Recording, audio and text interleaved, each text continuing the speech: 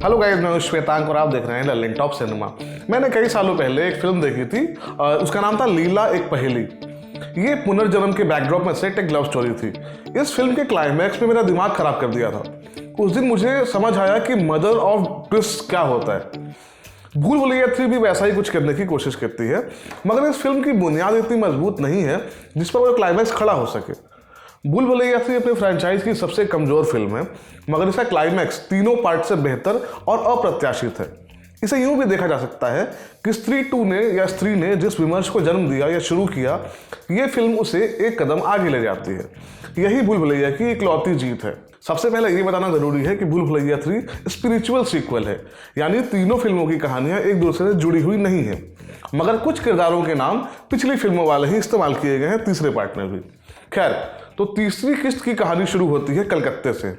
यहाँ रूहान उर्फ रूह बाबा नाम का एक ढोंगी बाबा है जो भूतों को भगाने का दावा करता है। उसको पता है कि वो झूठा है, उसकी सर्विस इस्तेमाल करने वालों को भी पता है कि वो झूठा है। ऐसे में एक दिन मीरा नाम की राजकुमारी उसे अपने गांव रक्त घाट ले जाती है। मीरा के परिवार वालों को लगता है कि उनकी हवेली में एक मंजोलिका नाम की भूतनी है, इसलिए न वो वहाँ हवेली में रह पाते हैं न उस हवेली को बेच पाते हैं। मगर मीरा भूत प्रेतों में नहीं मानती है, इसलिए वो फर्जी भूतनी को भगाने के लिए फर्जी बाबा लेकर आती है। वहां जाने के बाद कहानी इधर उधर घूमती रहती है और फिल्म का मेन प्लॉट पूरे टाइम घटने का इंतजार करता रहता है। 2-2.25 घंटे की चक्करलस के बाद फिल्म का क्लाइमेक्स आता है, जो ऑलमोस्ट पूरी फिल्म से कुछ अलग ही निकलता है। भूल भुलैया 3 किसी भी पॉइंट पर ऐसा कुछ करने की कोशिश नहीं करती जो पहले नहीं हुआ, और ये बात हम भारतीय या हिंदी सिनेमा के संदर्भ में नहीं कर रहे हैं, खाली इस फ्रेंचाइज की बात हो रही है। अभी भी वही पुराने स्केयर कट्स चल रहे हैं, सेम ओल्ड जोक्स, नई पैकेजिंग में आमी जे तोमार और अक्षय की नकल करते कार्तिक आर्यन। ये सभी एलिमेंट्स मिलकर थके हुए स्क्रीन प्ले को और थकाऊ बना देते हैं। ऐसा लगता है कि कई सीन्स को एक जगह लाकर जोड़ दिया गया है, क्योंकि जो कुछ भी घट रहा है ना, उसका असल कहानी से बहुत दुराव है। एक बार को तो अचानक से फिल्म में शाहरुख खान की जवान का स्पूफ क्रिएट कर दिया जाता है, जिसका इस पूरी कहानी, फिल्म या किरदारों से कोई लेना देना नहीं है। बस आप कैसे भी हंस दीजिए। मुझे भूल भुलैया 3 की सबसे अच्छी बात लगी इसके विजुअल्स, जो कि पिछली फिल्मों के मुकाबले ज़्यादा शानदार हैं।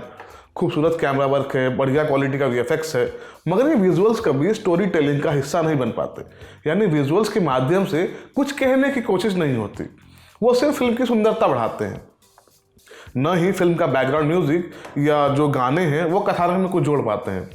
आमिर ये तुम्हारी इस फ्रेंचाइज का ट्रेडमार्क गाना है, जो अब से पहले फिल्म की कहानी को आगे बढ़ाने का काम करता था, मगर यहाँ उसे सिर्फ एक एक्स्ट्रा गाने के तौर पर इस्तेमाल किया गया है ताकि विद्या बालन और माधुरी दीक्षित के बीच एक डांस फेस ऑफ हो सके।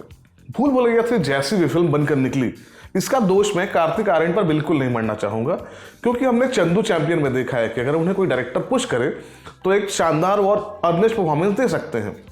हालांकि इस फिल्म में वो अधिकतर हिस्सों में उनकी जो डायलॉग डिलीवरी है वो काफ़ी अक्षय कुमार जैसी लगती है। आखिरी हिस्से में कार्तिक को परफॉर्म करने का मौका मिलता है और वो देवेंद्र नाथ के कैरेक्टर में अपने भीतर के एक्टर को बुलाते हैं, मगर ऐसा लगता है कि डायरेक्टर को उनकी एक्टिंग पर भरोसा नहीं है, इसलिए उनकी परफॉर्मेंस को वीएफएक्स से छुपा दिया जाता है। ऐसा भान होता है कि भूल भुलैया 3 के मेकर्स को सबसे पहले फिल्म के क्लाइमैक्स का आइडिया आया। वो अपनी फिल्म के माध्यम से एक सार्थक बात कहना चाहते थे, मगर शायद वो कॉन्फिडेंट नहीं थे कि जनता इस चीज़ पर कैसे रिएक्ट करेगी, क्योंकि उन्हें लगा कि पब्लिक उनसे ऐसी सेंसिटिव बातें एक्सपेक्ट नहीं करती। इसलिए उन्होंने उस क्लाइमैक्स को ढेर सारे कचरे से ढक दिया, जबकि फिल्म में वही इकलौती चीज़ है जो स्टैंड आउट करती है और उसमें थोड़ी बहुत इमोशनल डेप्थ भी है। हालांकि इस तरह की हॉरर कॉमेडी फिल्म में अचानक ऐसा ट्विस्ट ला देना थोड़ा डेस्परेट लगता है। वही कॉन्फिडेंस वाला मसला है, या तो मेकर्स अपनी हॉरर और कॉमेडी को लेकर श्योर नहीं थे, उन्हें लगा फिल्म में कुछ ऐसा जोड़ा जाना चाहिए जो इसे वजन दे, इसलिए उन्होंने बिल्कुल ही अलग चीज़ फिल्म में जोड़ दी। खैर, भूल भुलैया 3 परफॉर्मेंस के लिहाज से भी बेहद कमजोर फिल्म साबित होती है। कार्तिक को छोड़ दें तो विजय राज, राजपाल यादव, संजय मिश्रा, अश्विनी कालसेकर के करने के लिए भी यहाँ कुछ है नहीं। वो इस फिल्म में इसलिए हैं क्योंकि वो इस फ्रेंचाइज की पिछली फिल्मों का भी हिस्सा थे। विद्या बालन और माधुरी दीक्षित जैसे एक्टर्स ओवरबोर्ड जाते हैं। हालांकि आखिर में उन्हें खुद को बुलाने का मौका हासिल होता है, मगर वो टू लिटिल टू लेट वाला मामला है। बाकी भूल भुलैया 3 प्रियदर्शन की भूल भुलैया की विरासत को आगे बढ़ाना छोड़िए उसका माखौल बनाती मालूम पड़ती है। हो सकता है यह फिल्म टिकट खिड़की पर बड़ी सफल हो जाए, बहुत पैसे कमा ले, मगर इसे कभी एक अच्छी फिल्म के तौर पर याद नहीं किया जाएगा। हालांकि हमारा मानना है, आपको क्या लगता है प्लीज़ कमेंट बॉक्स में बताएं। मैं था श्वेतांक और आप देख रहे थे ललित टॉप सिनेमा। शुक्रिया।